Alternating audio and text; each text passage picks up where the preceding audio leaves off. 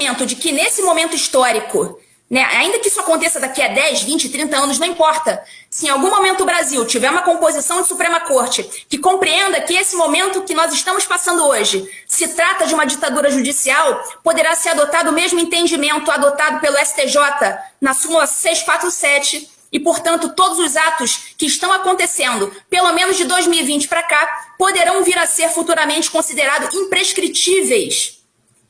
Ou seja, todos vocês, vítimas da ditadura judicial, inclusive eu, que estou sem as minhas redes sociais já há quase um ano, privada da minha liberdade de expressão, todos nós, vítimas da ditadura judicial, poderemos buscar a devida reparação. E você poderá perguntar assim, mas poxa, mas aí é o pagador de impostos que vai pagar essas reparações e tudo mais? Inicialmente será a União.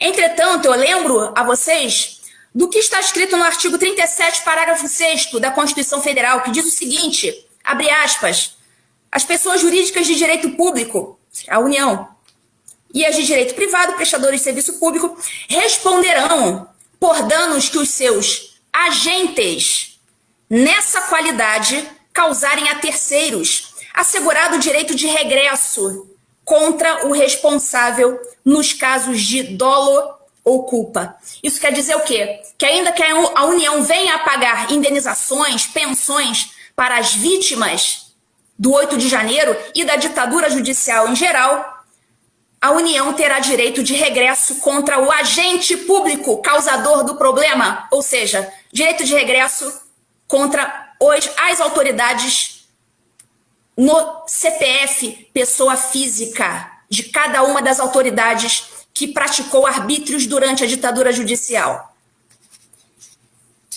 Por último, para fechar aqui essa minha fala, eu também tomei conhecimento de que seria ofertado aos presos do 8 de janeiro o Acordo de Não Persecução Penal, o ANPP. E, segundo os termos do Código de Processo Penal, o Acordo de Não Persecução Penal prevê que, para que o sujeito não seja processado, para ele se livrar do processo, ele deve confessar. Um dos requisitos para que ele receba esse acordo, para que ele seja beneficiado pelo acordo, é a confissão. Então, veja bem, isso, a meu ver, eu vou deixar aqui para vocês refletirem a minha opinião sobre esse acordo de não persecução penal. Esse acordo de não persecução penal me parece uma espécie de pegadinha, assim como aconteceu naquele acordo que o Chamberlain assinou com o Hitler na Segunda Guerra Mundial. O acordo de não agressão. Para quem não lembra, eu vou lembrá-los o que aconteceu naquela época. Durante a Segunda Guerra Mundial, o Chamberlain, que era lá o ministro do Churchill, na Inglaterra, ele achou que era ok assinar um acordo com o Hitler. Um acordo de não agressão. Ele achou que era ok fazer acordo com esse tipo de gente. E o que ele fez? Ele assinou o acordo de não agressão com o... E o que o Hitler fez? Vocês lembram? Pois é. É claro que o Hitler não cumpriu o acordo. O Hitler foi lá e atacou do mesmo jeito. Aí o Churchill foi lá e falou para ele aquela famosa frase: entre a desonra e a guerra, você escolheu a desonra e teve a guerra.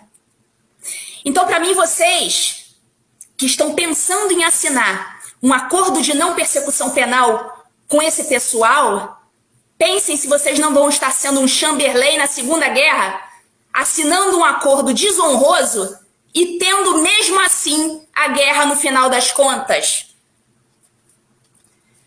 Se vocês assinam esse acordo, a PGR, que ia ter um trabalho miserável para conseguir individualizar as condutas, na verdade não ia conseguir. Não tem como individualizar essas condutas numa denúncia. Quase todas as denúncias vão ser ineptas de qualquer maneira.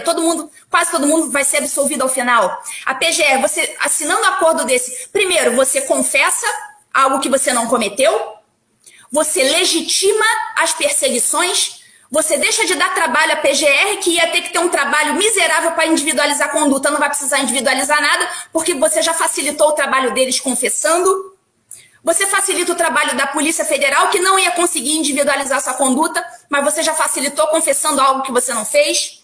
Você vai legitimar o Supremo Tribunal Federal, que vai dizer, tá vendo? Olha quantas pessoas confessaram. Então nós fizemos certo.